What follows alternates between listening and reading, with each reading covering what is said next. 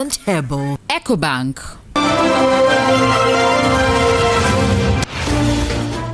Tema Mpakadan Railway officials warn new train remains unsafe as vandals encroachment poses threat to safety.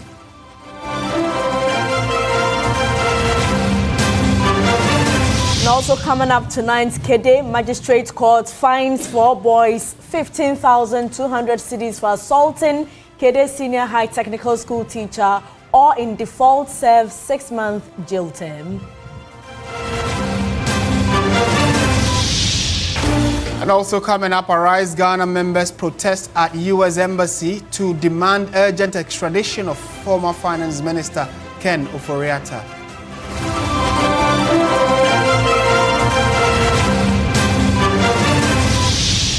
In business news, Deputy Chief of Staff challenges insurance industry to close penetration gap and drive national economic recovery.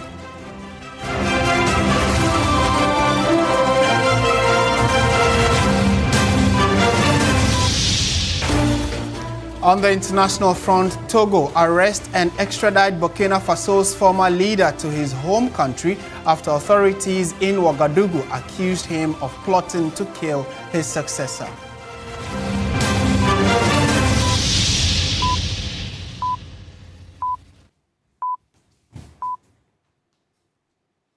We have details of all these stories and many more coming up in the next 1 hour. Do stay with us. Certainly so. And our first story, or our first stop, will be the United States of America, where many of you would recall that former Finance Minister Ken Ofori-Atta is set to appear before a court. And on your screens a few minutes ago, the court proceedings began. He is the one on your screens at the bottom right. He's seated there with other individuals who are expected to get a hearing at the court today. And what we do know is that it is yet to get to his turn to start answering questions. But there is a lawyer who will be speaking on his behalf.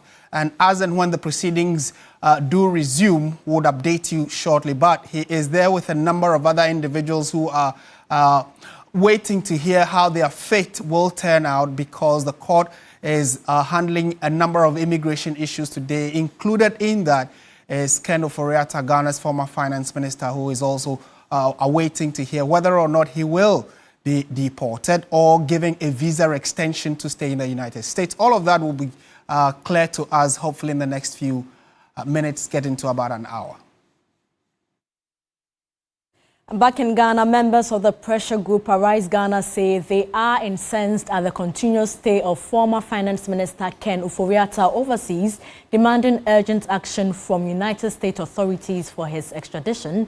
They mounted a spirited protest at the premises of the U.S. Embassy in Accra, holding placards bearing strong-worded inscriptions asking Ken Ofori-Atta to avoid evading justice and accountability. The music played, the placards held, and the body language at the protest grounds opposite the U.S. Embassy tell one story. A group calling on United States authorities to cooperate with Ghanaian institutions to urgently bring back former Finance Minister Ken Ofori-Atta. Ken's suffering visa overstay in the United States of America is not a worry to us. Our concern is that he must come to Ghana and face justice. Failing to bring Ken Ofori-Atta will embolden current occupiers of state offices, that they can also steal whatever amount that they feel. And that when there is a change of government on the 6th of January, a day to the inauguration of a new president, they can all travel to the United States of America and will suffer consequences. He took decisions that were injurious to the economic well-being of some Ghanaians. He signed contracts that were shady. He has the opportunity now to account to the good people of Ghana by answering all the charges, all the allegations, or the accusations. In a striking move, even senior citizens braved the scorching sun to protest amid heavy police security. We should bring him back to Ghana because there are so many questions he must come and answer. That is why we are here. We want to hear from them. So when they tell us something good, then everything will be calm. But if they don't bring him down, no, we can't accept it. When you look here, you would realize that this is a a bold statement that has been made on this floor, which reads, "Bring Ken back, bring Ken back." And that's the kind of demand that Arise Ghana is making right in front of the U.S. Embassy. Director of Field Operations for the United Party, Hobson Adoye, says the demand is simple. We are all here. Who has gone to Ken Ofori-Attah's house that is going to kill him? Nobody is going to kill him. If you are afraid to sleep in Nsawam, then bring all the monies. This country is in debt because of Ken Ofori-Attah. Look at the Eurobonds.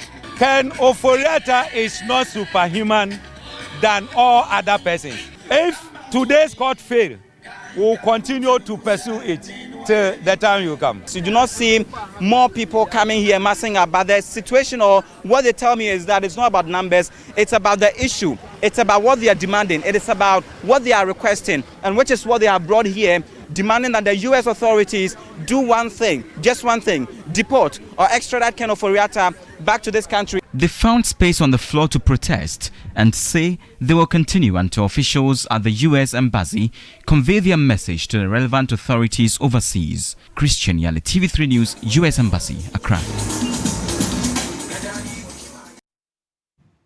And like we indicated here on News360, we will be crossing over to join the feed when the trial of Ken Ofori-Attah actually does start. They took a quick break and we'll be coming back in a moment. So do stay with us.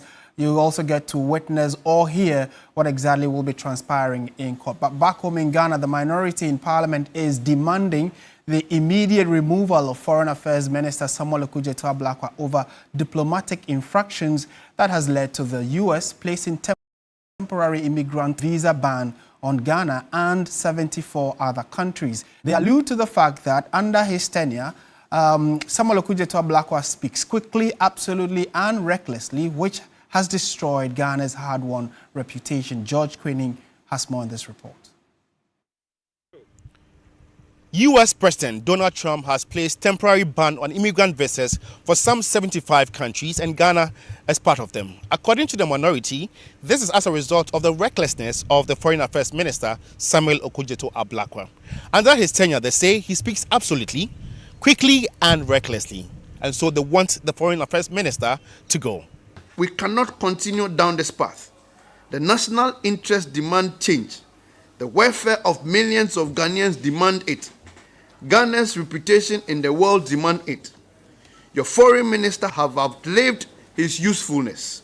He values applause over achievement, rhetorics over results, and most damningly, his pattern of reckless diplomacy has made Ghana less safe, less respected, and more vulnerable on the international stage. The minority therefore calls on you, Your Excellency, to remove Samuel Okudzeto-Ablakwa from the foreign minister's portfolio immediately and appoint in place a competent diplomat, a proven experience, a steady judgment, and a new person of commitment to Ghana's long-term standing interest over personal political theater.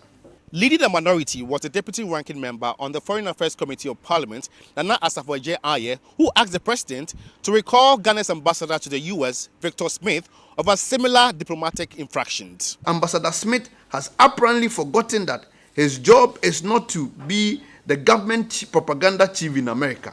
His job is to protect Ghana's interest in Washington, to engage, to negotiate, to prevent disasters like this visa freeze. He has failed catastrophically. President Mahama must recall him immediately.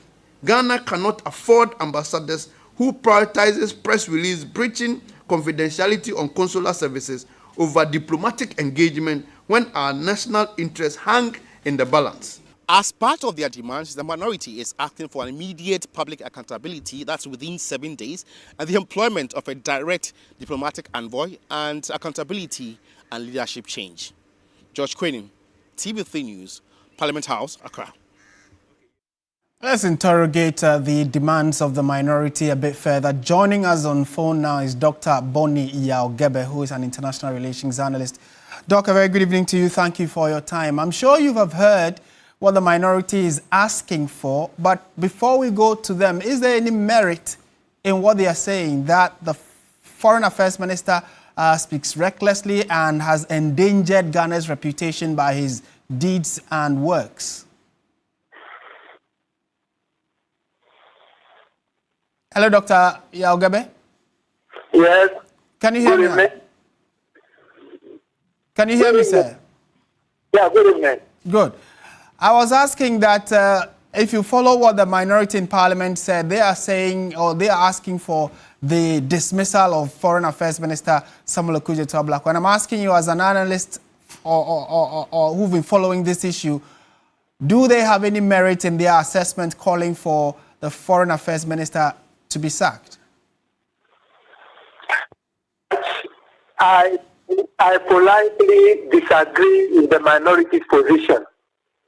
Are you listening to me? Yes, I can hear you. Yes, I politely disagree with their position for a number of reasons. First of all, the foreign minister, that's Okudzeto-Ablakwa, is definitely pursuing Ghana's national interest in its foreign policy pursuits and calculations. It is no mistake of his that the United States has imposed immigrant visa ban on the country. That is due to their own calculation, the calculation of the United States of America, pursuing what they think is in their national interest. Mind you, there are two types of visas here, non-immigrant and immigrant. And the issue is about immigrant visa, meaning that a number of Ghanaians who have been given the opportunity to visit the United States possibly overstay their visit or refuse to come back or indulge in other nefarious activities, which to the United States is unacceptable. And you cannot blame the foreign minister for those kinds of positions. Whatever the foreign minister has been doing so far is to work through the American embassy in Ghana as well as the Secretary of State's office in the United States. And so we also understand perfectly the position, the indulgence, and the activities of President Donald Trump. And we are not going to blame this on our foreign minister. I'm far away from it. And it is not just the issue of immigrant visas. We also have issues pertaining to tariffs, issues pertaining to my immigration and what have you. And this call for sober reflection. We started the issues one after the other by just demanding that the foreign minister should resign or should be removed and replaced by somebody else. And according to their demand, by somebody who is a career diplomat. Far be it for me, because that is not their prerogative. Right. It is the prerogative of the president of Ghana as to who should represent us or should hold that portfolio. That's the portfolio of the foreign minister of this country. And we would have to leave it here. So I'm getting from what you're saying, Dr. Bonnie Yaugebe, that the minority is just opposing as an opposition party should be doing and keep trying to keep the government in check. But from your analysis, they do not have any merit. It doesn't carry weight. This call for Foreign Affairs Minister to resign. Is that the case? Definitely. Okay. There is no merit in their demand. I am the point that it is not the problem or the commitment of the foreign minister, Mr. Okudzeto-Ablakwa, for the United States to impose an immigrant visa ban on this country. But rather, we should give, the opportunity for the minister to actually meet or take up this issue with the American representative in this country, that's the ambassador of the United States. Okay. Go through the issue and find out why these things are happening. And through proper consultation, some kind of arrangement and agreement can be arrived at. Mind you, this is not the first time. You remember the same American government imposed 50% tariffs on this country. But through a whole number of, undertakings, discussions, that 60% tariff was removed. And then recently, the opportunity, that AGWA, African Growth Opportunity Act. Right. Again, we have been given some bilateral dispensation.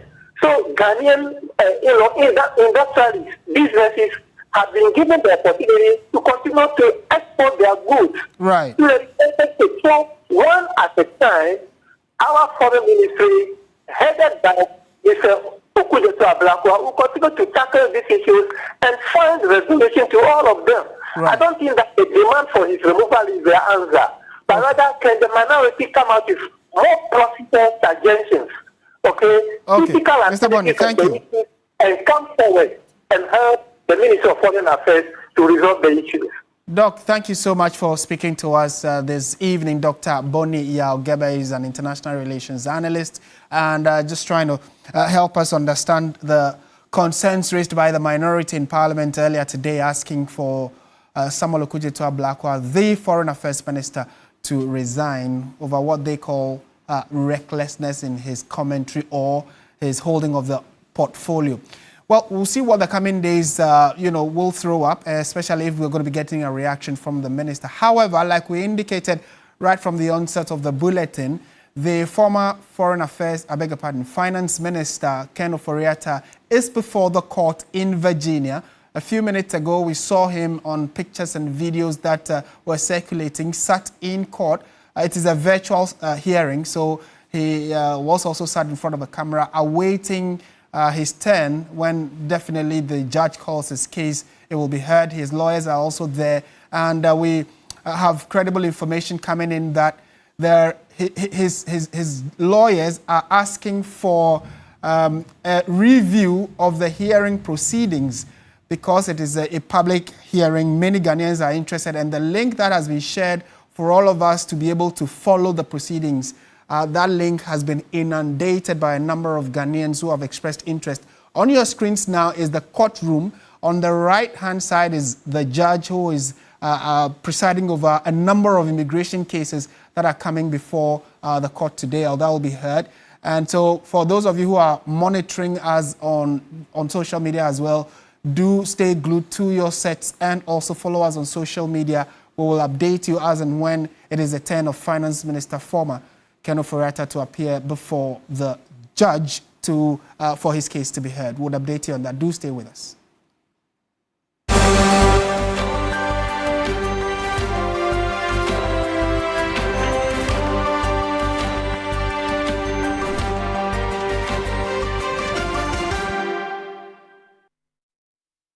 We continue with our series on transportation in the country. Our Deputy Managing Director of the Tema-Mpakadan Railway Project, Albert Amankwa, says the recently acquired train is still not safe. He said apart from encroachment and acts of vandalism, some individuals deliberately place stones on the tracks in attempts to derail the train. Joseph Armstrong has the rest of the story.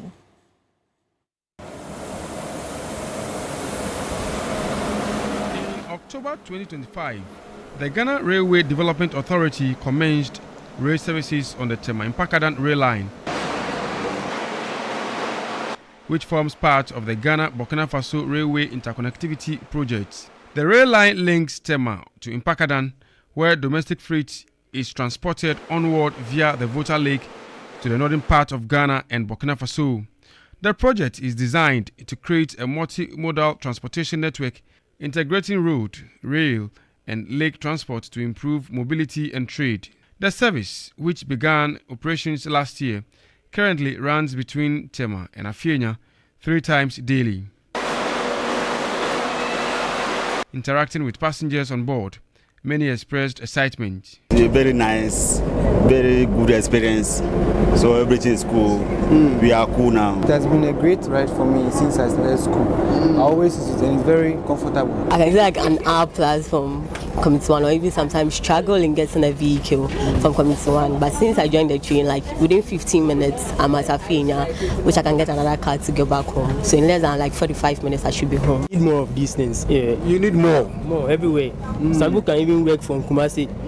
You know, they can go to Kumasi every day and come. Commuters also appealed for extended operational hours to enable afternoon and late shift workers to commute without going through the usual traffic challenges. You can add more or extend the departure or the time because from 8 o'clock, after 8 o'clock, others also leaves around after 8. And also if they can add the afternoon, some of us also leaves around 1 or so. One is not enough at all. Government wants to bring in about 300 Ayalulu and Metro Mass buses. What do you think? You think they should focus their energy on the train system, or they should bring the buses? Train system. For we that lives around this traffic-prone area, the roads are not good. The traffic is too much, so the train is best. Responding to the concerns, the Deputy Managing Director of the Tema-Impakadan Railway Project, Albert Amankwa, said management has taken note of the issues raised and will address them. He said the project continues to face challenges, including encroachments on the rail corridor and acts of vandalism where individuals deliberately place stones on the tracks to derail the train. Problem is with the people who sit on the rail track and other environment that the rail line is being constructed up to that. You could realize that people put, ballast, the stones on the track, and then the train cracks them on the rail track. But it is rather unfortunate because you can see that the impression is to derail the train. Oh, really? Yes. People do that? Yes. Intentionally? Intentionally. We once had a problem having almost about 1 kilometer that the train is just walking on the stones. And it was very, very pathetic. 7 train stations have been constructed along the rail line to facilitate the movement of passengers. Joseph Armstrong, good on TV3. Tema. Still on transport-related matters, the Ghana Private Road Transport Union, GPRTU, has announced the introduction of vehicle identification tags as a regulatory measure to help sanitize the sector and protect commuters from exploitation by unapproved or floating drivers. Beyond the identification tags, the union is also expected to put in place a dedicated task force to monitor compliance and enforce approved fares and the structures across commercial transport routes. Christabel Success Trevor has more in this report. Commercial transport remains the backbone of daily movement for millions of Ghanaians. But concerns over unauthorized drivers, inconsistent fares and passenger exploitation continue to plague the sector. In response, the largest private road transport union, Ghana Private Road Transport Union, says it will roll out vehicle identification tags for all approved commercial vehicles operating under its umbrella.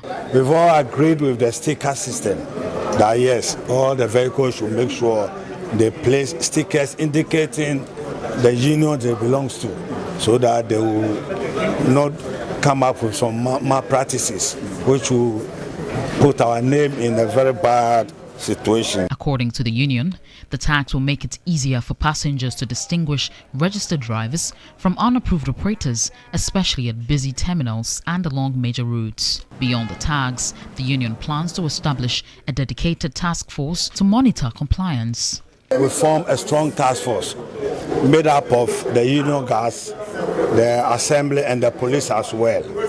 This is what we've agreed to do. Then we are also going to plead with the mayor to make sure the human traffic on the road and the pedestrian walkways should also be taken off from the streets so that the streets becomes free for us. Those that will just pick passengers on board, you add a contract with the person, you get midway, you say drop down the traffic, go and join the next car in front, I'm turning.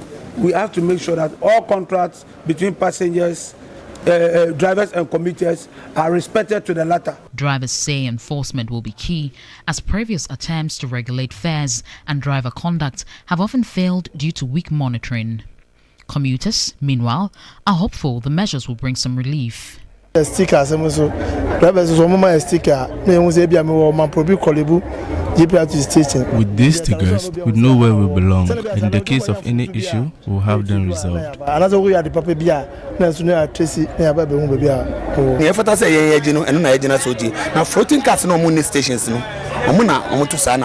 We take what is due us, but the floating drivers are the ones who take the unnecessary fee. It's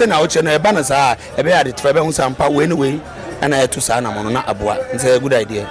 The union is yet to announce when the identification tags will be fully rolled out, but says implementation will begin in phases across major transport hubs. With rising transport costs and growing concerns over commuter safety, the success of this initiative may depend on how effectively the GPRTU enforces its own rules. For now, commuters will be watching closely to see whether the new measures translate into real changes on the roads. Christabel Success Trevor, TV3 News, Accra. Let's now go to the Eastern region, where the Kede Magistrate Court has imposed a total fine of 15,200 cedis on 4 boys for assaulting a teacher of the Kede Senior High Technical School. Defaulting on the fine would attract a 6-month jail term. Here's a report by Yvonne Nikwi. Each of the 4 suspects was fined 3,800 cedis. Out of the amount, 1,800 is to be paid to the court, while 2,000 will be paid as compensation to the teacher who was assaulted. The court said it took into account the young age of the suspect, as well as lessons they claim to have learned while in prison custody in arriving at the mitigated sentence. The court ruled that failure by any of the boys to pay the fine will automatically result in a 6-month prison sentence. The National Graduate Teachers Association, NAGRAT, has welcomed the ruling but says it had hoped for a safer punishment to serve as a deterrent to students who attack teachers. Yes, the judge has come out with his ruling already, and I think he looked at the whole issue according to the law. He worked within the confines of the law. So we are happy, but we would have been happier if the sentence had been stiffer than he gave. Yes, because we think that it should serve as a deterrent to others. So when everyone sees the punishment to be hard, a bit tough, I think it will serve that purpose better. However, he worked within the law, so we cannot complain much about that. Investigations by the police special force into the viral video revealed that the suspect, now 6, assaulted the teacher and the community after he denied them access to engage in examination malpractice during the 2024 WASI. With the 4 suspects fined, the 2, including a juvenile, remain in custody and are expected to receive a ruling on their case on February 3rd. And still on teacher or education-related matters, the trial of a French teacher at the Laboni Senior High School has started, with the prosecution calling on the first witness against Godwin Adigble. The 45-year-old tutor is standing trial for indecent assault of a female student of the school. Adigble has pleaded not guilty and is on a 50,000 Ghana cedi bail. Lord Eduasare reports.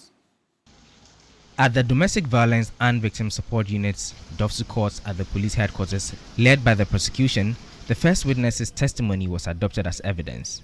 Among other things, the first prosecution witness, the complainant in the matter, told the court that he received a call on August 28, 2025 from his brother that his niece, the victim, had been assaulted by a French teacher of the Laboni Senior High School. During cross-examination by counsel for the accused and his proximity, the lawyer questioned the complainant whether his entire account of the alleged assault was based on a narration by someone else. The witness declined, noting that he saw her bleed, causing him to believe it. Questioned about the time he was called regarding the alleged assaults and the time of his subsequent arrival at the school, the witness explained that although he could not recollect the precise time, it was between 11 a.m. and 12 p.m., but he got to the school in the afternoon. The lawyer, however, put it to the witness that records from the school indicated that he arrived after 5 p.m. after receiving the call from his brother after 4 p.m.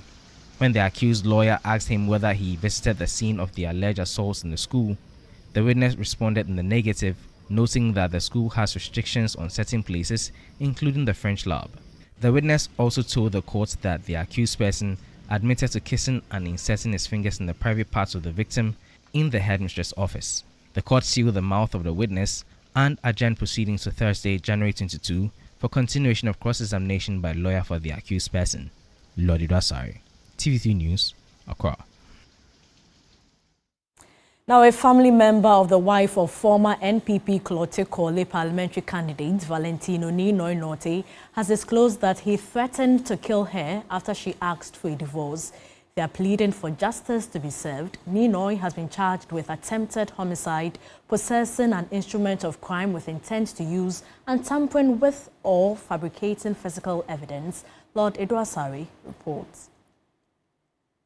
According to David Japining, the uncle of Ninoy Norte's wife, the couple were involved in a marital dispute at their home in Pennsylvania, which led to the victim threatening to divorce the former parliamentary candidate. Peeved by his wife's stance, Ninoy grabbed a knife and stabbed her multiple times. According to her, then Ninoy said if she's filing for a divorce, then it's either he's going to kill himself or he'll kill the lady. He went downstairs. The lady rushed their room and locked the door. He came up, broke the door, and he was having a knife. And he tried to stab her at the neck. According to her, she blocked him. So once he wasn't able to stab the neck, then the next one was by the rib side. So he stabbed her by the rib, took the knife and stabbed her by the tummy. She managed to drag herself out of the house, drive to the hospital, and undergo surgery. The victim's uncle noted that the incident sent chills through the family and added that the couple's children have been split among relatives. Currently, I want to believe the two, that's my niece's children, the two boys, are with Nina's auntie. The other three will also be with some of the family members, also in the States. But I cannot say emphatically. The 41-year-old migrated with his family to the U.S. after his wife received a permanent job offer as a nurse and has been in the country for about 8 months. Just to watch News 360, stay with us. Business, sports and entertainment, and an update of what's happening to Ken Ofori-Atta in the court coming up.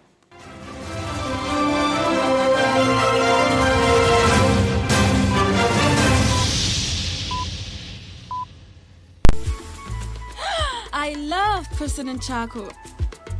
Why? When there's so many other charcoal toothpaste. That's both charcoal and lemon. Oh, does it? Yeah.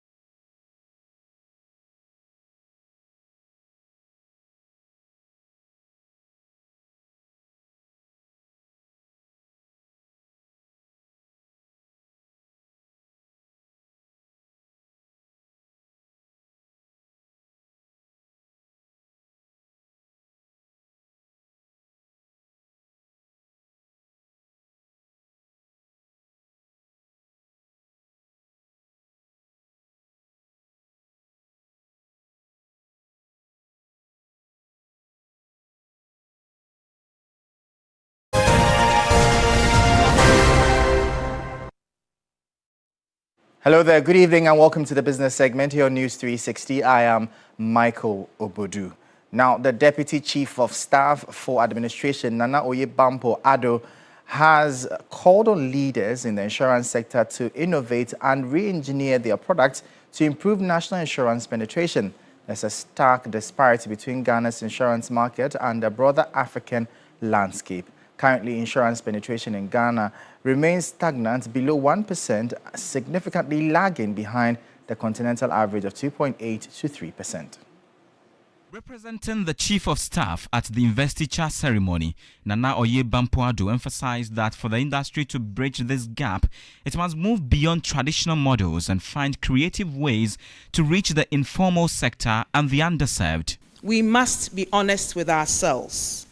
Insurance coverage in Ghana is still lower than what it should be compared with other countries in Africa and the world. We must close this gap. Closing this gap is not just good for business, it is necessary for our national development.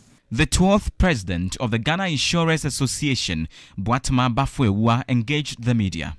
I think most people do not pick up insurance because they don't understand the coverage of the policy that maybe they are even looking to purchase.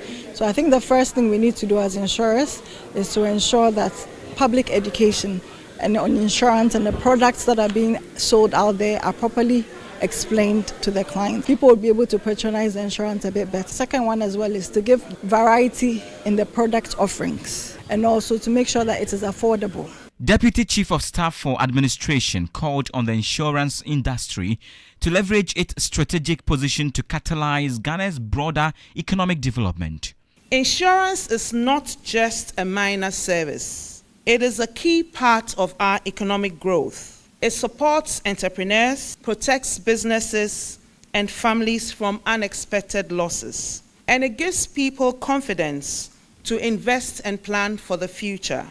No country can develop without a strong and trusted insurance industry that keeps improving from time to time. By collecting long-term funds, by sharing risks and supporting businesses, insurers help to develop roads, factories, farms, hospitals, housing, and the growing digital economy. The Ghana Gold Board will, from February 1st, start to refine 1,000 kg of gold every week here in the country. The company has signed a memorandum of understanding with Gold Coast Refinery Limited to refine the gold locally. The agreement, according to the Chief Executive Officer of the Gold Board, Sami Jemfi, is expected to increase local refining capacity, create jobs and generate additional tax and dividend income for the state. What this agreement means is that up to 1 ton of gold that is exported by Gold Board every week will not be exported in its raw form, but will be refined to minimum purity of 99.5%. Another exciting thing about this agreement is that every bar of gold that will be refined by Gold Coast Refinery and exported will bear a hallmark that will have Gold Coast Refinery, Ghana Gold Board, the Ghana Standards Authority, and the Bank of Ghana's emblems. The excuses from our big brothers in the large-scale sector must stop. We must start from somewhere. They cannot continue to refine their gold in refineries in Europe, while refineries in Ghana continue to suffer. Under the agreement, Gold Coast Refinery will refine gold sourced from small-scale mining operations. The Chief Executive Officer of Gold Coast Refinery, Saeed Deraz, promised to deliver strong and measurable results. This value addition will not only increase export earning and values, but create employment and advance the industrialization agenda in line with the President's vision for growth and development. The country is expected to refine 1 metric ton of gold locally every week beginning February 2026.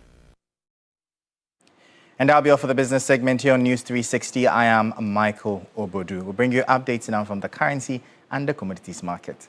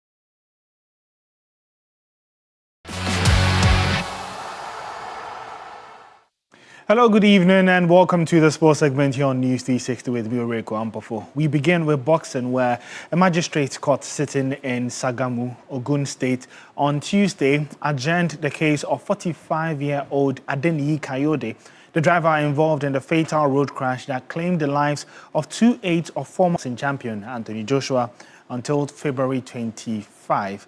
Mr. Kayode appeared before the court for the continuation of his trial on a 4-count charge and had earlier been granted bail in the sum of 5 million naira with 2 sureties in like amount. The charges against him include dangerous driving causing death, reckless and negligent driving, driving without due care and attention resulting in bodily harm and damage to property, as well as driving without a valid national driver's license. The defendant was arraigned on January 2 before Magistrate Ola Jomuke following the accident which occurred on December 29, 2025 in front of Sinamo Company along the Lagos-Ibadan Expressway. According to the prosecution, Mr. Kayode was driving a Lexus 570 SUV with registration number KRD 850HM, conveying Anthony Joshua and his friends Latif Ayodele and Sina Gami when he allegedly drove dangerously, resulting in the crash. Mers Ayodele and Gami died in the accident while Mr. Joshua sustained minor injuries. We'll keep you up to date on that case. However, let's move to football now, where the triumphant Senegalese team received a hero's welcome during its parade in the capital, Dakar, on Tuesday following their victory in a tense Africa Cup of Nations final that saw players briefly walk off the pitch to protest a penalty decision deep into second half stoppage time before beating Morocco by 1-0. The team rode slowly through Dakar in an open-top bus in the afternoon, greeted by deafening sound of vuvuzelas, car horns and festive chants from tens of thousands of fans, many wearing Senegal jerseys. Standing atop of a double-decker bus, players took turns hoisting the flag and the trophy, clapping and waving to the crowd. Fans climbed on billboards and car roofs for a glimpse of the champions, using any vantage point they could find to see the Lions of Teranga.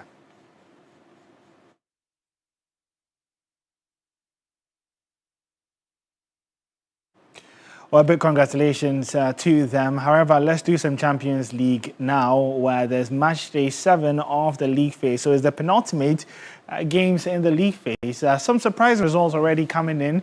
Manchester City losing to Bodo Glimt by 3-1, ended the game with 10 men after a second half red card to former Ballon d'Or winner Rodri earlier. Club Brugge also beat Kairat Almaty by 4-1 to keep their hopes of next round qualification alive. The 8 p.m. kickoff sees games such as Tottenham versus Dortmund, reigning champions PSG go away to Sporting, and Real Madrid face Kylian Mbappe's former team Monaco at the Bernabeu. Or you can get updates of these games and more on our social media handles at 3SportsGH. My name is Oreku Ampofo.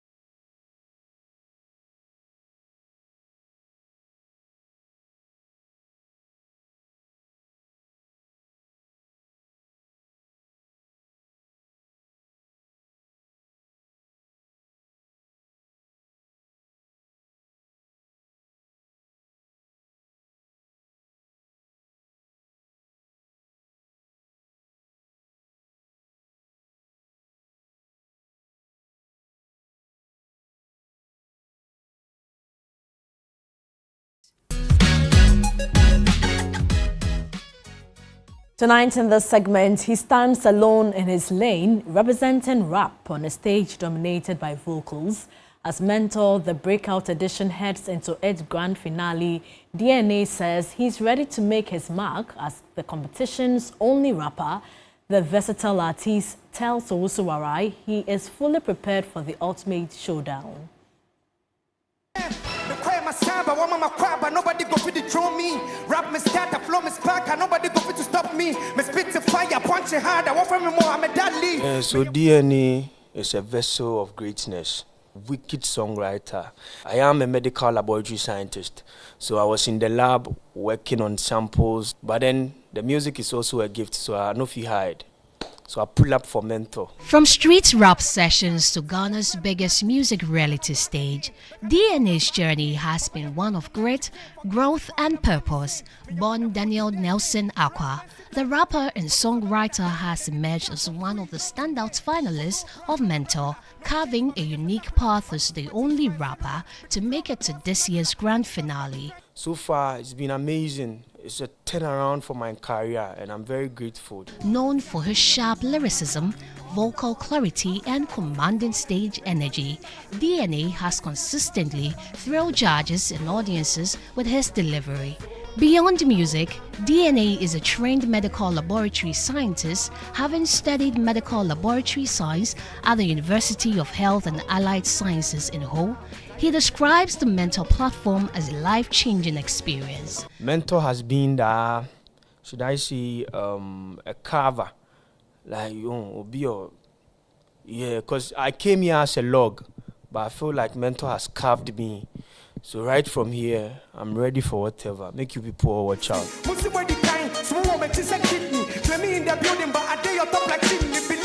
As the countdown to the finale continues, competition remains fierce, with 5 other finalists all eyeing the ultimate prize. But DNA says he is fully prepared for the final stage. Despite the stiff competition, the rapper remains confident about his chances. The chances be very big. I wouldn't like to speak because like the play be the floor, but I don't want to see much, but you all go see him.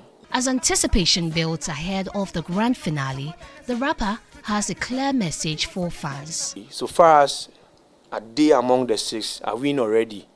I know say you don't want make we get this thing, but as I did the final 6, will be under you win it. If I win, it's a stepping stone.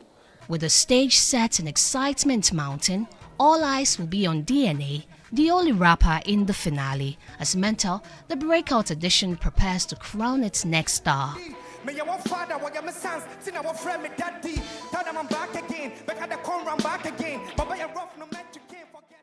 On a rather sad note, legendary Ghanaian gospel musician and founder of the Asomafo gospel group, Yaw Sarpong, has died.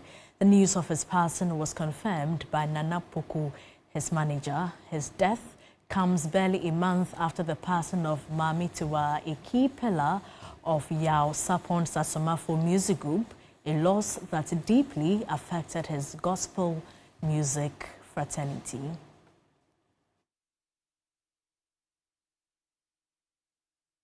Time now for international news.